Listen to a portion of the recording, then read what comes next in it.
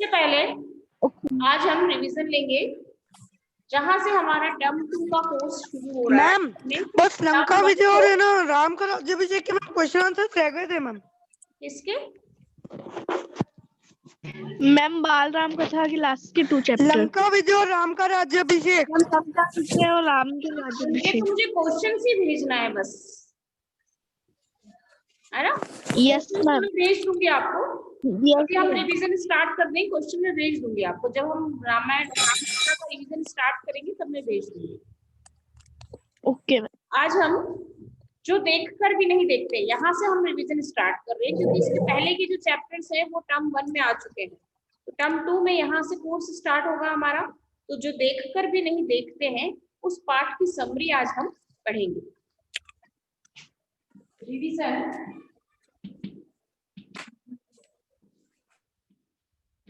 वो देखकर भी नहीं देखते।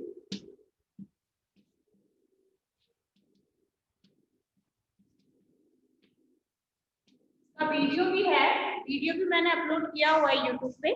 आप लोग फिर से देख सकते हैं एक बार और उसे अच्छे से समझ सकते हैं लेसन को। यहाँ हम लेसन के कुछ मुख्य जो उसके मेन पार्ट्स हैं उस पर हम फोकस करेंगे, उसकी समरी पर, क्वेश्चन आंसर पर, ताकि आप उसे लर्न कर सकें। ठीक है? और भी यदि आपको कोई दिक्कत है कि नहीं समझ में आ रहा है फिर भी, तो आप वीडियो देखकर समझ सकते हैं। लेसन को एक्सप्लेन किया हुआ है उसमें मैंने। तो सबसे पहले लेसन के बारे में किसके द्वारा यह लिखा गया है, जो देखकर भी नहीं देखते, किस पर आधारित है? Helen Keller. हेलन केलर जो जन्म से अंधी थी, नहीं थी, जन्म से अंधी थी। हाँ,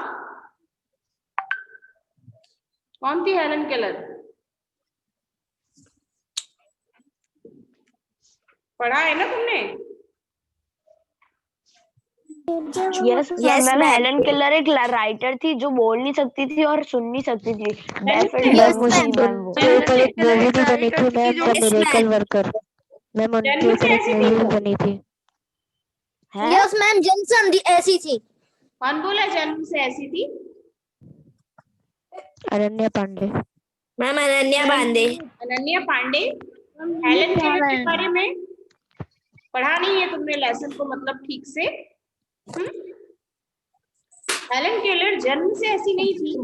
जब वे 1.5 वर्ष की थी तो उन्हें गंभीर बीमारी होती थी और उस बीमारी की वजह से देखने की और सुनने की शक्ति चली गई।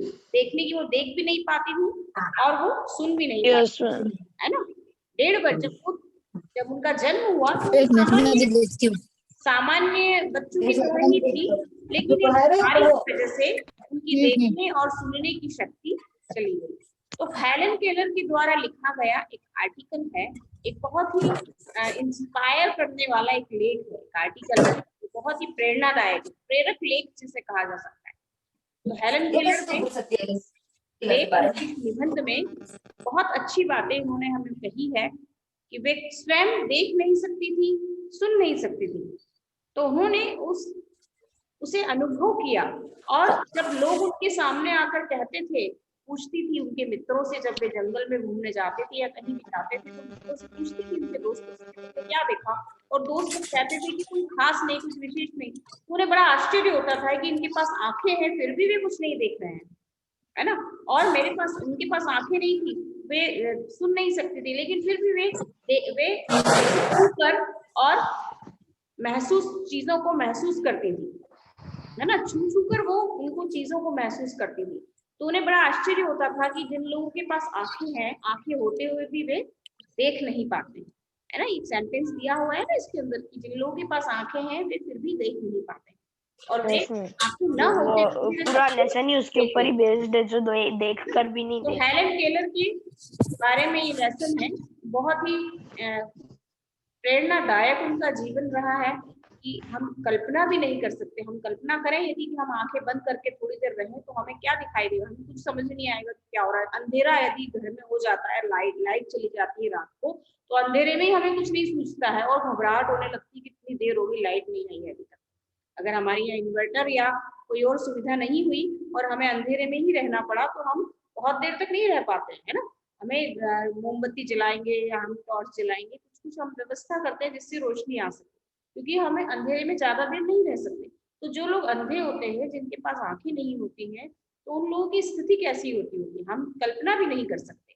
तो ऐसी विषम परिस्थितियों में भी, ऐसी विपरीत परिस्थितियों में भी, कि जहां हम देख नहीं सकते, सुन नहीं सकते, ऐसे में भी ऐसे लोग कुछ करते हैं, कुछ ऐसे लोगों से भी अच्छा कर लेते हैं जो देख सकते हैं और सुन सकते हैं। तो बहुत आश्चर्य की बात है। तो हेलन केलर ने भी अपने जीवन में ऐसा ही कुछ किया।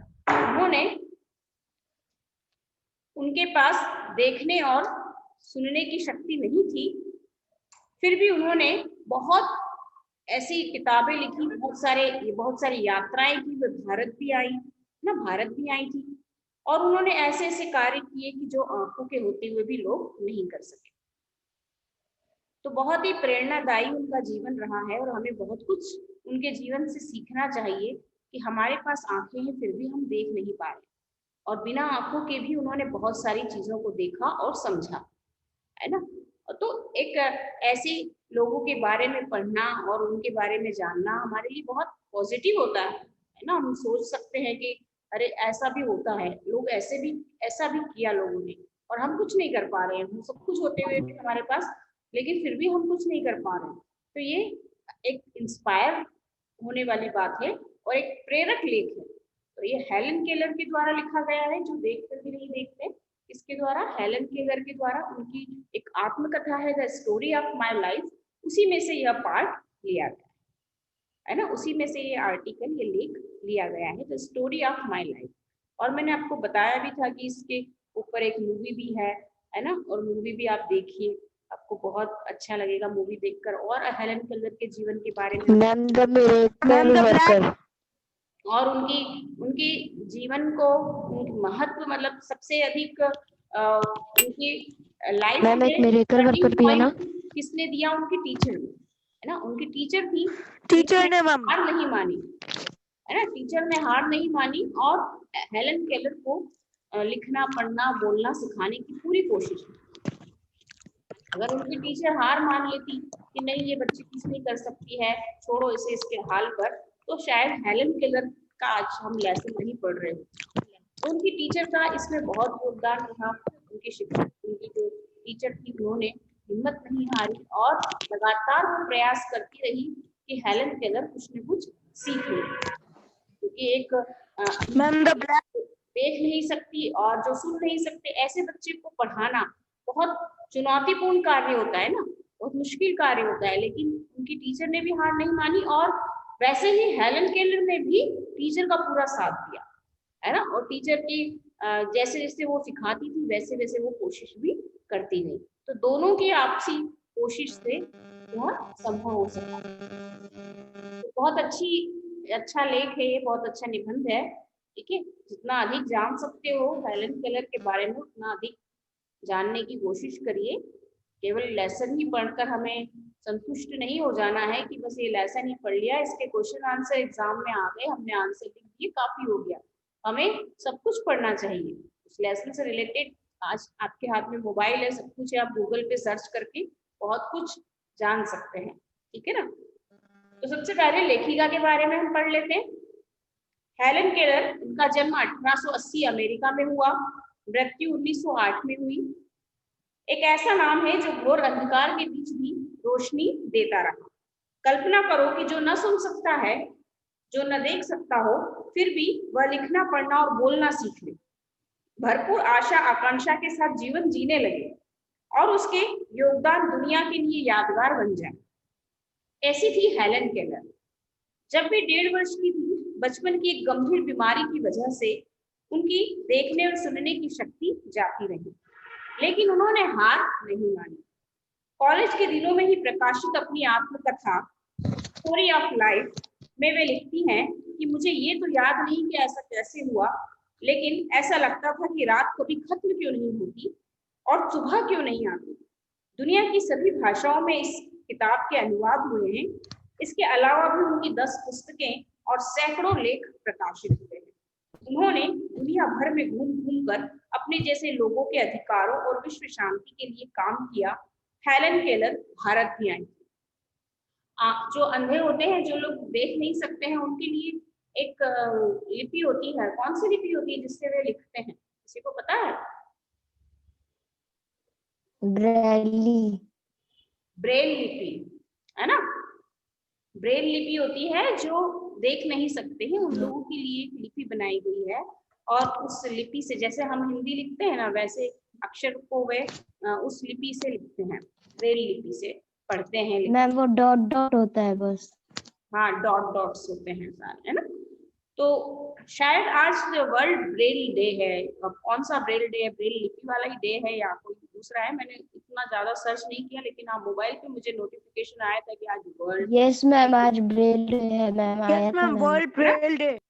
हाँ, तो ये यस मैम, आज है ना। ब्रेल लिपि हाँ, वाली आज है है ना? कल में आया था मैम, मेरा भी करना। ब्रेल लिपि का हाँ ये मैम वही। क्या शायद मैम वही यस होगा। हाँ, वही होगा, देखना हो सकता है वही हो, हम लेसन भी पढ़ ही रहे हैं उससे रिलेटेड। तो हेलन केलर देख नहीं सकती थी, सुन नहीं सकती थी, लेकिन फिर भी उन्होंने सैकड़ों उनके लेख प्रकाशित हुए, 10 पुस्तकें उन्होंने लिखी और दुनिया भर में वे घूमी।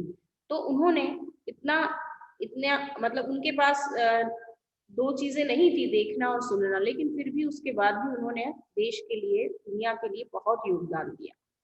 तो हेलन केलर के बारे में हमने जाना, और भी मैंने आपको वीडियो में बहुत कुछ बताया है, आप उसे देख सकते हैं।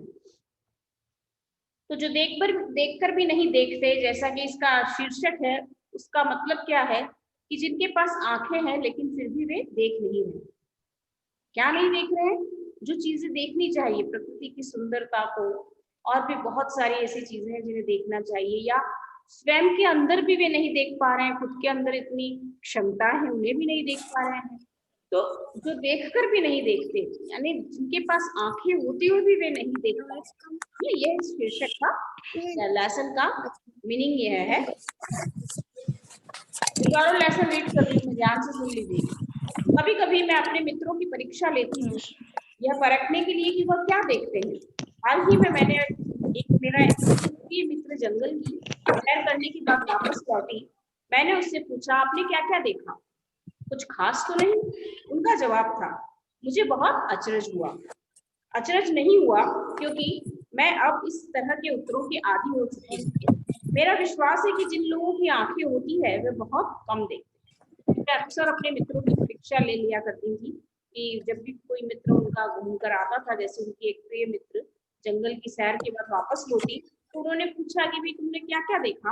तो उनके मित्र ने कहा, कुछ खास नहीं देखा। हम अक्सर कहते हैं ना, कहीं घूमने जाते हैं तो हम ये कहते हैं कुछ नहीं देखा, ऐसा कुछ खास नहीं था वहां पर, बस ऐसे ही था, नॉर्मल था, बस आते घूमते, है ना, ऐसा हम अक्सर कहते हैं। उन्हें आश्चर्य नहीं हुआ क्योंकि ये इस तरह के उत्तरों की वे आदी हो चुकी थी।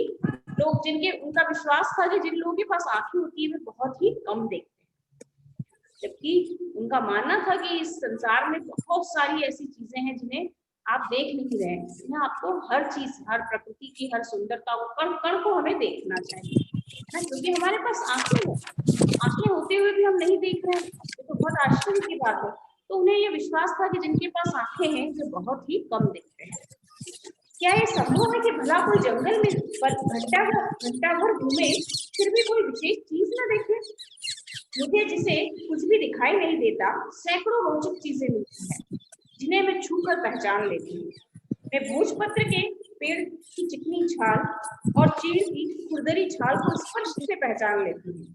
वसंत के दौरान मैं टहनियों में नई कलियां खोजती हूँ। मुझे फूलों की पंखुड़ियों की मखमली सतह छूने, उनकी घुमावदार बनावट महसूस करने में अपार आनंद मिलता है। इस दौरान मुझे प्रकृति के जादू का कुछ एहसास होता है। कभी जब मैं खुशनसीब होती हूँ तो टहनी पर हाथ रखते ही किसी चिड़िया के मधुर स्वर कानों में गूंजने लगते हैं। अपनी अंगुलियों के बीच झरने के पानी को बहते हुए महसूस कर आनंदित हो उठती हूँ। मुझे कीड़ की फैली पत्तियां या घास का मैदान किसी भी महंगी कालीन से अधिक प्रिय है। बदलते हुए मौसम का समा मेरे जीवन में एक नया रंग और खुशियां भर जाता है। कभी कभी मेरा दिल इन सब चीजों को देखने के लिए मचल उठता है। अगर मुझे इन चीजों को सिर्फ छूने भर में भी खुशी मिलती है तो उनकी सुंदरता देखकर तो मेरा मन हो ही जाएगा। परंतु जिन लोगों की आंखें हैं वे सचमुच बहुत कम देखते हैं। इस दुनिया के अलग अलग सुंदर रंग उनकी संवेदना को नहीं छूते। मनुष्य अपनी क्षमताओं की कभी कदर नहीं करता। क्या कहती है वे, जिनकी मनुष्य के पास इतनी सारी क्षमताएं हैं, इतनी सारी उनके पास चीजें हैं करने को, लेकिन फिर भी वह अपने पास जो क्षमता है उसकी कद्र नहीं करता। हमारे पास आंखें है, सुनने की शक्ति है ना, बोलने की शक्ति है, लेकिन फिर हम उनकी कद्र नहीं करते। हम कुछ भी सुन ले, देखने में भी हम देखते नहीं, बहुत कंजूस से देख आए, हाँ ठीक है बढ़िया। तो हमें अपनी आंखों का भी पूरा उपयोग करना चाहिए, सुनने के लिए अच्छी चीजों को सुनना चाहिए, बोलने के लिए अच्छी बातों को बोलना चाहिए। तो जो क्षमताएं हमारे होनी चाहिए। कितने दुख की बात है